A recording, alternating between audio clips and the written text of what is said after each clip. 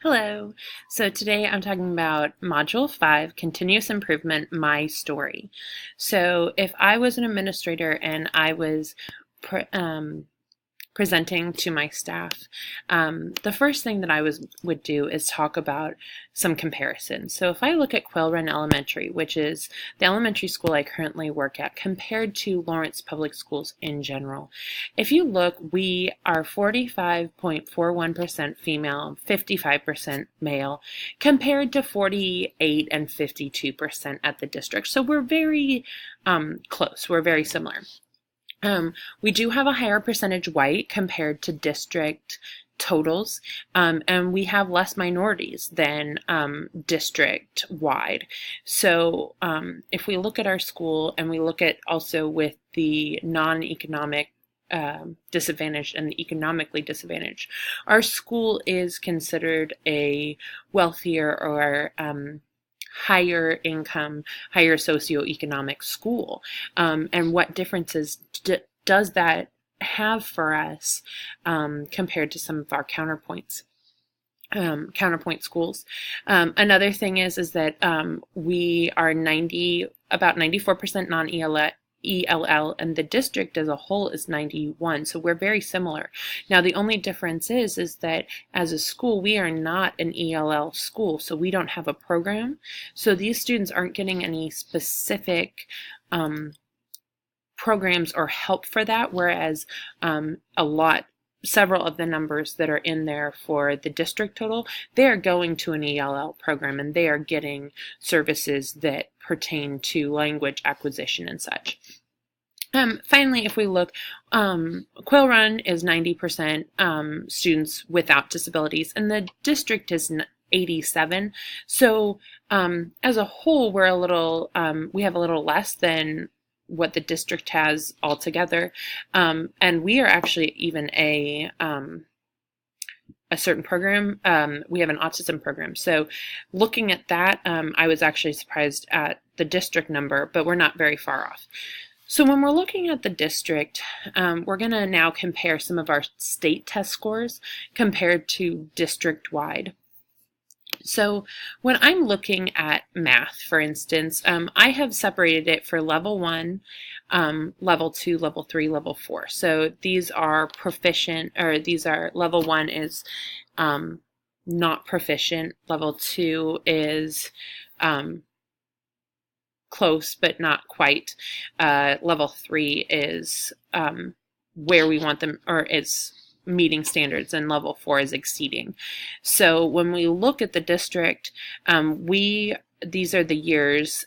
So blue and yellow is going to be Quail Run, and then the orange and the green is going to be the district as a whole. So I want to think that level 1 and level 2, we actually want to be lower than those, and level 3 and 4, we want to be higher than those, because that means our students are performing higher than what is expected of students to be performing higher at district-wide, and then students who are struggling, we have less students struggling as we look at the district. So in math, you can see as far as our level 1 is much lower than what the district norm is, and I did this for 2 years. Now, this pertains to 3rd, 4th, and 5th grade for Quail Run, and then it's district-wide. So any district that is scoring at, or who is taking, or any school or grade who would be taking the QP, or the Kansas State Assessment.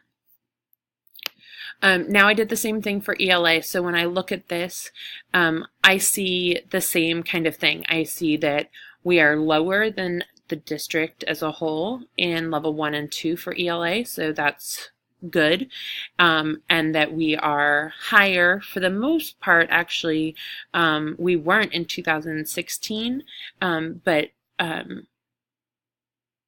least in level 3, but if you see our level 4 compared to the district in 2016, it was much higher, so that could have been where some of the discrepancy was.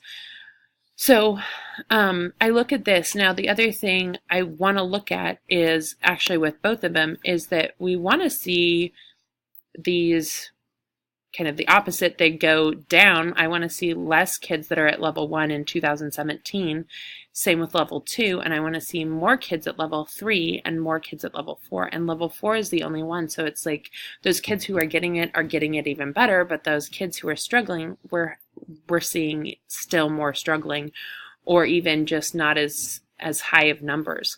And with ELA, we look at this and we say, okay, the number that struggled in 2017 was more than the number that struggled in 2016. Level 2, it was less. The number that, was proficient was lower in level 3, the next year, and slightly lower in level 4.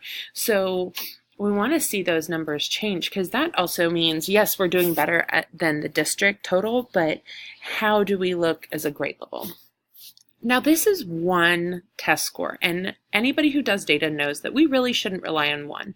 And the other thing is that you get these at the end of the year.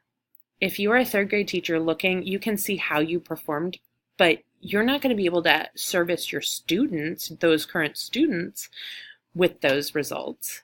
So you're going to have to use it as, okay, what worked in my teaching? What did I change up? Could that have any benefit or hindering to how the students learned? Why didn't they do as well on this part? What did I change up? Same with math. I come from a primary background. So for me, these scores, I can see how my kids did that I had 2-3 years ago, but these aren't going to help me change how I look at my yearly plan for the next year. And it's also not going to change how I change my classroom today. So while you're looking at this data and these numbers are great, remember that there's more to think about. So the other data you should use, think about map testing. We do that 3 times a year, so we can see where the kids are. We can also break it down. This is how we can help with intervention. We can also see what skills that the kids are missing, because we can't just look at one RIT score. My favorite story about looking at data is for a student who scored on grade level. And once we broke it apart, grade level, that's great. Except when we broke it apart, we realized that there was a huge lack of foundational skills, but his vocabulary actually was off the charts. So we need to also be thinking about, okay, great, they scored at grade level, but what does that actually mean? And when we're averaging things, that might not tell a true story. Let's also use our Ames web, which we're doing, and we're monitoring if those kids do need help. Our class data, what do we see in the classroom? And then also the SSR data, which is behavior and emotional. How could that be interfering or helping the students with their academic needs? But finally, I want to leave you with this. As we look at data, we want to make sure that we're looking at it closely with others, because you could sit here and spin your wheels, but you don't know what you don't know. And so if you're using a counterpart who might know something or have a trick, or maybe they have a student you could pair up and they're already doing things that could help you. Also, look at the data often. Look at it consistently. So make sure you're comparing, don't compare MAP to Ames, because they're 2 different tests. So, compare apples to apples and oranges to oranges, and look at it objectively. They're your kids. I know they're your babies, but make sure that, if this kid needs help, then he needs help. If you know what he sees, look at everything that you know. Look at all the data. Don't just look at one piece. But finally, remember that it's not all about the scores. Data is what we can use to help our students succeed, and not because we want their next scores to be better, but because we want them to be better kids and we want to help them succeed, because that is our true goal and true job. So thank you.